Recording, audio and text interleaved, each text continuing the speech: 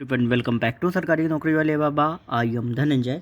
DRDO की तरफ से आपकी centre for personnel talent management की तरफ से आपकी वैकेंसी जो है वो आप सभी की आई हुई है और ये आपकी सेप्टम 10 के अंतर्गत ये जो एडवर्टीजमेंट है वो आप सभी का आया हुआ है। फटाफट से देख लेते हैं कि भाई किस किस तरीके से आपका जो पोस्ट है वो आपकी आई हुई है और उनका जो एग्ज़ाम पैटर्न है किस तरीके से रहने वाला है, साथ ही वैकेंसी कितनी आई हुई है, किस ग्रेड पे की पोस्ट है, सारी डिटेल्स आपको एक एक आपको वीडियो के माध्यम से यहाँ पे मिल जाएगी। तो यहाँ पे सबसे पहले देख लेते हैं तो इसकी जो भी एलिजिबिलिटी का जो क्राइटेरिया है किसी भी पोस्ट का, तो यहाँ पर आपका 7 दिसंबर आपका रखा गया है। तो ये आप बहुत अच्छे से ध्यान रखें कि 7 दिसंबर के पहले पहले आपके पास सारे डॉक्यूमेंट्स होने चाहिए।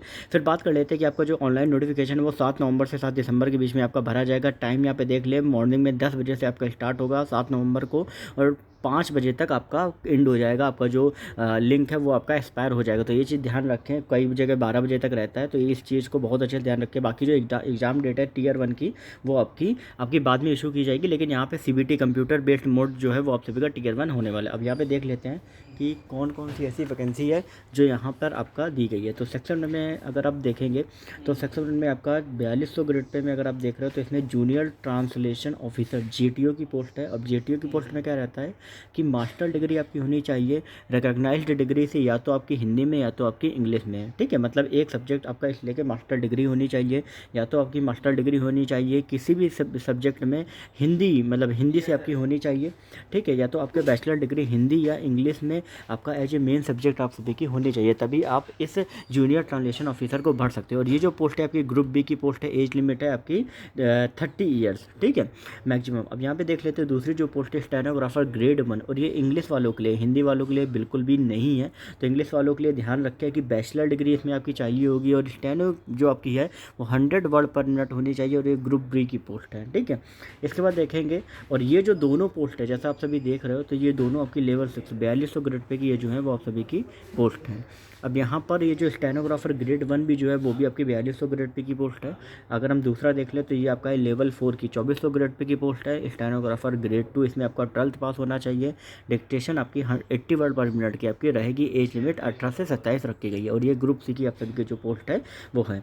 अब बात करते हैं कि भाई बाकी जो पोस्ट जो आपकी लेवल 2 मतलब आपकी 1900 ग्रेड पे की जो पोस्ट होती हैं, ठीक, उनके बारे में बात करते हैं कौन कौन सी पोस्ट आई हुई है। तो सबसे पहले आपका आया हुआ है एडमिनिस्ट्रेटिव असिस्टेंट इंग्लिश टाइपिंग का, फिर हिंदी टाइपिंग का, फिर आपका store assistant English typing, store assistant Hindi typing, फिर सिक्योरिटी असिस्टेंट। अब इन पाँचों में आपकी जो एलिजिबिलिटी है वो आपकी 12th पास रखी गई है। और इसमें आपका क्या है कि इंग्लिश टाइपिंग जो है वो आपकी 35 वर्ड पर मिनट आपकी रखी जाएगी और हिंदी टाइपिंग जो है वो आपकी 30 वर्ड पर मिनट आप सभी की रखी जाएगी। तो ये आपका स्किल टेस्ट जो टाइपिंग टेस्ट है वो आप सभी का कंडक्ट कराया जाएगा। तो ये चीज़ अच्छे से ध्यान रखें। बाकी ये सारी ग्रुप सी की पोस्ट है, 18 से 27 एज के बीच में आप सभी इसकी कवर होती हैं। बाकी बात करें, बाकी जो 3 पोस्ट है ये भी आपकी ग्रुप सी की पोस्ट है, 18 से 27 आपकी एज है। और इसमें जो आपको दिया गया है कि भाई vehicle operator, fire engineer, driver, fireman, तो इसके लिए आपका अलग से एलिजिबिलिटी क्राइटेरिया है और इसमें आपका 10th पास जो है वो आप सभी का रखा गया। तो ये चीज़ आप अच्छे से ध्यान रखें इन 3 पोस्ट के लिए। बाकी इसके बाद हम देख लेते हैं कि भाई कितनी टोटल वैकेंसी है। तो यहाँ पर पूरा बाइफर्केशन आपको दिया गया है, टोटल वैकेंसी साथ ही कैटेगरी वाइज। तो ओवरऑल अगर हम देखेंगे तो भाई यहाँ पर स्टेनोग्राफर ग्रेड 1 इंग्लिश टाइपिस्ट के लिए बहुत अच्छा मौका है इंग्लिश टाइपिंग वालों के लिए, क्योंकि 215 पोस्ट है और इवन अभी तक आपने इंग्लिश टाइपिंग में आपने ये इतनी वैकेंसी देखी नहीं होगी। अगर हम बात करें ग्रेड 2 इंग्लिश टाइपिंग में तो यहाँ पर 123 वैकेंसी जो है वो आप सभी की आई हुई हैं। और इसके बाद अगर हम बात करें एडमिनिस्ट्रेटिव असिस्टेंट इंग्लिश टाइपिंग की तो यहाँ पे 250 वैकेंसी आप सभी की आई हुई हैं। फिर इसके बाद अगर हम बात करें आपका मेन स्टोर असिस्टेंट की 134 वैकेंसी है, व्हीकल ऑपरेटर 145 वैकेंसी है। तो ओवरऑल अगर हम देखें कि मेन जो वैकेंसी जेटीओ की 33 है, तो मेन स्टेनोग्राफर वालों के लिए अच्छा मौका है, क्योंकि यहाँ पर आपकी जो टोटल नंबर ऑफ वैकेंसी है वो आपकी 338 वैकेंसी जो है वो आप सभी की आई हुई है। अब टोटल जो आपकी वैकेंसी वो आपकी 1061 वैकेंसी आप सभी की आई हुई है। अब यहाँ पे मैंने आपको बता दिया कि सारे जो भी चीज़ें वो आपकी 7 दिसंबर से आप सभी की क्रूशियल डेट जो है वो आपकी है। अब यहाँ पे दिया गया है कि आपका जो भी रिम्यूनरेशन होगा वो 7th पे कमीशन के अकॉर्डिंगली आपको दिया जाएगा। सारी चीज़ें आपका जो government of India central government के थ्रू आपका डीए एचआरए वगैरह सब मिलता है, तो सारी चीज़ें उसी अकॉर्डिंगली रहेगी। टर्म्स ऑफ पोस्टिंग में ये ध्यान रखना है कि कैंडिडेट्स को उनकी प्रेफरेंस के अकॉर्डिंगली जैसा वैकेंसी अलग अलग स्टेशन में होगी उसके अकॉर्डिंगली उनको पोस्टिंग जो है वो आप सभी को दी जाएगी। एलिजिबिलिटी क्राइटेरिया आपको नीचे दिया गया है, जो आप आपका अलग अलग आपका दिया गया है पोस्ट में, ऊपर मैंने आपको बताया हुआ है। बाकी जो एसेंशियल क्वालिफिकेशन है, मेडिकल फिटनेस वगैरह है, उनमें आपका कुछ नहीं, एक बेसिक सा आपका जो है वो आपका एक फिजिकल आपका फिजिकल इन द सेंस मतलब आपका ब्लड टेस्ट वगैरह होगा, मतलब फिजिकल वगैरह कुछ नहीं, ब्लड टेस्ट वगैरह होगा, और इसके अलावा कुछ भी मेडिकल में आपका कंसिडर नहीं होगा। बाकी अगर हम बात करें नो ऑब्जेक्शन की, तो नो ऑब्जेक्शन में अगर आप कहीं ना कहीं वर्किंग है तो आपको नो ऑब्जेक्शन सर्टिफिकेट आपका प्रोड्यूस करना होगा, ठीक है। बाकी इसमें यहाँ पे दिया गया है कि आपका जब आपका एग्जाम होगा तो क्या क्या चीज़ें आप सभी को यहाँ पे लानी है। तो बेसिक सी डिटेल्स यहाँ पे दे दी गई हैं। मेडिकल स्टैंडर्ड भी आपको यहाँ पे दे दिया गया है कि किस किस पोस्ट में आपका मेडिकल क्राइटेरिया जो है वो आप सभी का दिया गया है।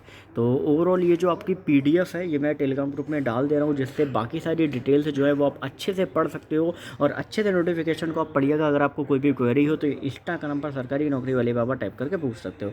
अब यहाँ पे एक चीज़ और ध्यान रखें कि भाई जो आपका Tier 1 होना, जिसकी डेट अभी तय नहीं है, तो उसमें आपका क्या आएगा, 40 क्वेश्चन हिंदी में, 40 क्वेश्चन इंग्लिश में आएंगे, और ये 0-3 से मतलब जूनियर ट्रांसलेशन ऑफिसर की जो पोस्ट है उनके लिए। बाकी सभी के लिए 75 क्वेश्चन आएंगे, क्वांट, रीजनिंग, जनरल अवेयरनेस और इंग्लिश के, और 75 मैक्सिमम मार्क्स होंगे, और 1 घंटे का जो पेपर है वो आप सभी का रहने वाला है। इसके अलावा डिस्क्रिप्टिव पेपर भी होगा, वो GTO के लिए होगा, जिसके लिए ट्रांसलेशन और ऐसे होगा, 200 मैक्सिमम मार्क्स होगा, और 2 घंटे का पेपर जो है वो आप सभी का रहेगा। बाकी सभी के लिए क्या रहेगा कि यहाँ पर आपका स्किल रहने वाला है, और मतलब टाइपिंग, जैसे आपका जो भी एडमिनिस्ट्रेटिव असिस्टेंट की पोस्ट है उसके लिए टाइपिंग रहेगी, और स्टेनोग्राफर के लिए आपका स्किल रहेगा। तो इनके लिए Tier 2 कंडक्ट कराया जाएगा एक्सेप्ट 0301 के पहले, ठीक है। तो ये इसके लिए आपका क्या है कि अलग जो क्राइटेरिया वो आपका रखा जाएगा। तो ये सारी चीज़ें आपको बेसिक सी दी गई हैं। बाकी अपडेट्स के लिए चैनल को सब्सक्राइब करते रहिए, टेलीग्राम ग्रुप को ज्वाइन करिए, लिंक आप सभी को डिस्क्रिप्शन में मिल जाएगा। अब यहाँ पे पूरी चीज़ें आपको दे दी गई, किस तरीके से आप चेक कर सकते हैं कि ये ऑथेंटिक है या नहीं। यहाँ पे QR कोड वगैरह भी आप सभी को दिया गया है कि आप किसी भी तरीके से आप कॉन्टैक्ट कर सकते हैं, किसी भी तरीके से आप चेक कर सकते हैं ये आपका ऑथेंटिक नोटिफिकेशन है या नहीं है। ओके।